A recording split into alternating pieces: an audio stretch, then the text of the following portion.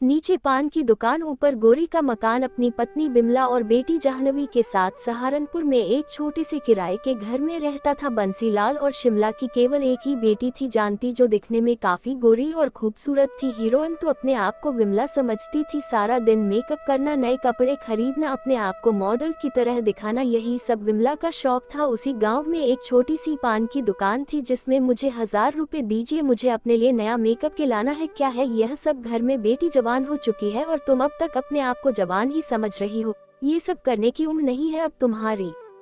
Hello जी, मैं कोई बूढ़ी नहीं हुई हूँ, अभी भी मैं जवान हूँ। बूढ़े हो गए तुम? अच्छा, जवान हो तुम? अपनी बेटी 30 साल की होने को आई और तुम कहाँ से अपने आप को जवान कह रही हो? हाँ, तो मैं जाह्नवी से 1-2 साल बड़ी होंगी बस। पर जब हम दोनों बाजार में जाते हैं ना, तो सब हमें बहनें समझते हैं। और आप यह सब बकवास बंद कीजिए, मुझे 1000 रुपए दीजिए। अरे कहाँ से दूर पैसे, यहाँ एक पैसे का धंधा नहीं हो रहा है और तुम हर समय यह लाना है वह लाना है, इतने पैसे दो, इतने पैसे दो। अरे तंग आ चुका हूँ मैं तुम्हारी फरमाइशें पूरी करते करते। भाई नहीं है मेरे पास पैसे, यहाँ रोजगार चल नहीं रहा और तुम्हें पैसा खर्च करने की पड़ी है। इतना कहकर बंसीलाल अपनी दुकान पर चला जाता है। बंसीलाल की दुकान बहुत छोटी थी। छोटा गांव होने की वजह से बंसीलाल का कारोबार ठीक से नहीं चलता था। कुछ दिन ऐसे ही बीत जाते हैं। बिना अपनी फरमाइशें पूरी करने के चक्कर में रोज बंसीलाल से लड़ाई करने लगती। अपने माता पिता के बीच रोज रोज बहस देखकर जाह्नवी काफी परेशान हो चुकी थी। एक दिन रात में बंसीलाल और विमला के बीच बहस होने लगती है। इस बुढ़ापे में तुम्हारी लाली लिपस्टिक के लिए मेरे पास पैसे नहीं है और तुम्हें अपनी फरमाइशें पूरी करने की पड़ी है। यह गांव है बिन लादेन, कोई शहर नहीं, यहाँ मेरी कमाई खूब होगी। माँ पिताजी, आप क्या बहस करते रहते हो? अगर ऐसी बात है तो हम शहर में रह जाएंगे, जहाँ आपकी कमाई भी अच्छी होगी और मैं भी अपनी फरमाइश पूरी कर पाऊंगी। पिताजी, रोज रोज के इस झगड़े से अच्छा है कि हम शहर ही चले जाते हैं। कम से कम अपना काम धंधा तो सही चलेगा और माँ के दिमाग को थोड़ा सुकून मिलेगा। फिर क्या था, बंसल अपनी दुकान और मकान को खाली करके अपना सारा बोरिया बिस्तर लेकर शहर चला जाता है। वहाँ बंसीलाल एक घर किराए पर लेता है जो दूसरी मंजिल का था, जिसमें उसे घर के नीचे अपनी छोटी सी शहर में बंसीलाल की दुकान खूब चलने लगती है और उसकी कमाई अच्छी होने लगती है। एक दिन रात में, यहाँ तो मेरी रोज की कमाई हजारों हो रही है। अच्छा हुआ हम शहर चले आए। अब तो आप मुझे पैसे दोगे ना? फिर से पैसा?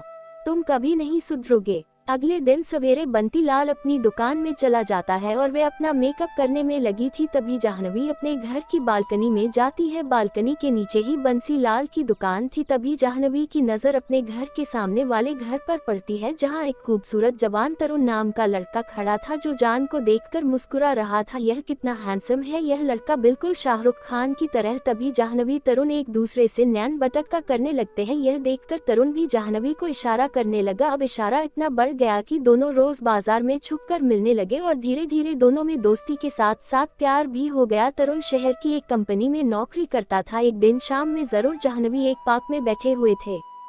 जाह्नवी, अब लगता है अब हमें अपने रिश्ते के बारे में अपने अपने परिवार वालों को बता देना चाहिए।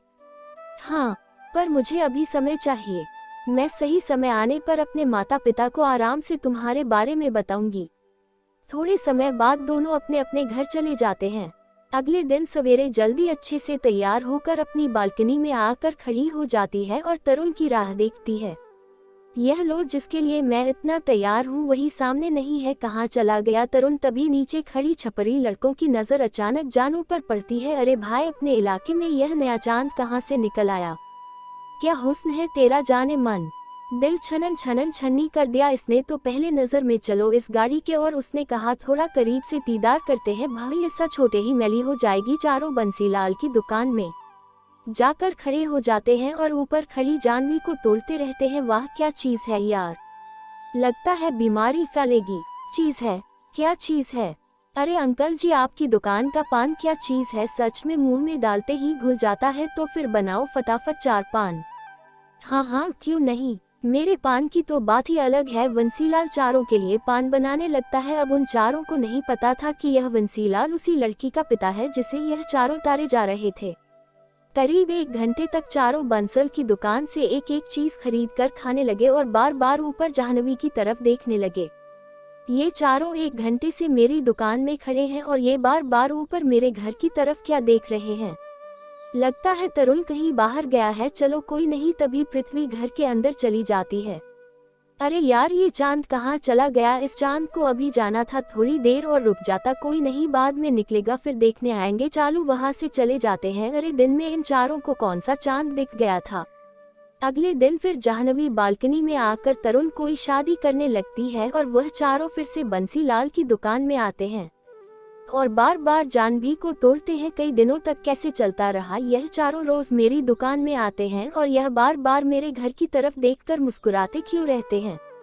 देखना पड़ेगा आखिर चक्कर क्या है।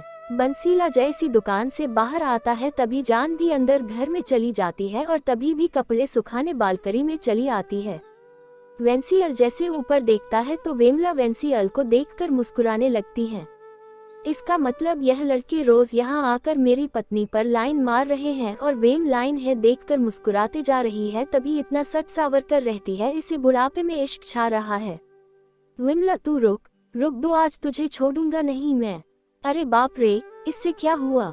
क्या हुआ जी, क्यों चिल्ला रहे हो? अरे बाप रे, यह पान वाला तो इसका पति है, इसका मतलब वह लड़की इस पानी वाले की बेटी है।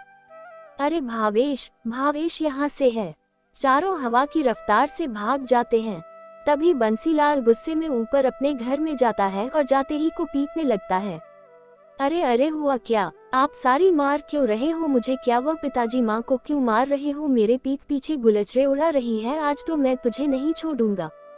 मुंह में दांत नहीं, पेट में हाथ नहीं और चलिए लड़के पटाने। शक्लें देखिए अपनी मेकअप की दुकान।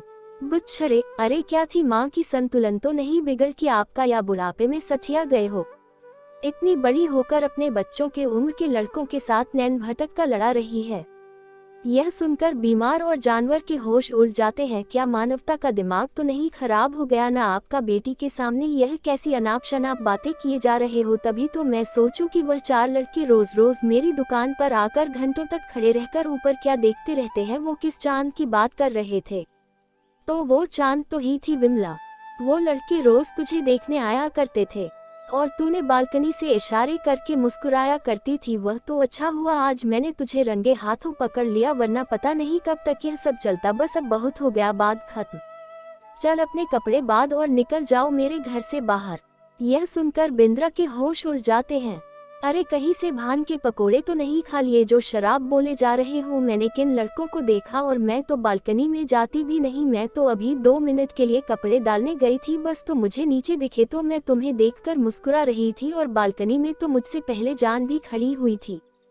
क्या इसका मतलब जान भी दूर? नहीं पिताजी, मैं उन चारों लड़कों को नहीं देखती थी, मैं तो वह सामने वाले तरुण को देखा करती थी। असल में मैं और तरुण एक दूसरे से प्यार करते हैं और यह बात मैं आपको कब से बताने की कोशिश कर रही थी पर मेरी हिम्मत ही नहीं हो पा रही थी। क्या कौन है वह तरुण? सामने वाले शर्मा अंकल का बेटा है। वह बाकी लड़कों की तरह नहीं है, वह बड़ी कंपनी में नौकरी करता है और पढ़ा लिखा है। तभी बिमला गुस्से भरी निगाहों से बंसीलाल की ओर देखने लगती है। यह देखकर बंसीलाल घबरा जाता है। ऐसे क्या देख रही हो विमला? इंसान से ही गलती होती है, मुझसे भी हो गई गलतफहमी। रात में आइए आप कमरे में, आपको WWF दिखाती हूँ कि कैसे खेला जाता है। यह सुनकर बंसीलाल घबरा जाता है। बाप रे बंसीलाल, आज तो तू गया। माँ पिताजी, मैं आपसे माफी मांगती हूँ, मुझे पहले ही आप दोनों को सब बता देना चाहिए था। पिताजी को गलतफहमी हो गई थी। माँ चांदी बिटिया तू अपने कमरे बचा, मुझे तेरे पिताजी से तरुण के बारे में बात करनी है। चलिए जी चलिए कमरे में।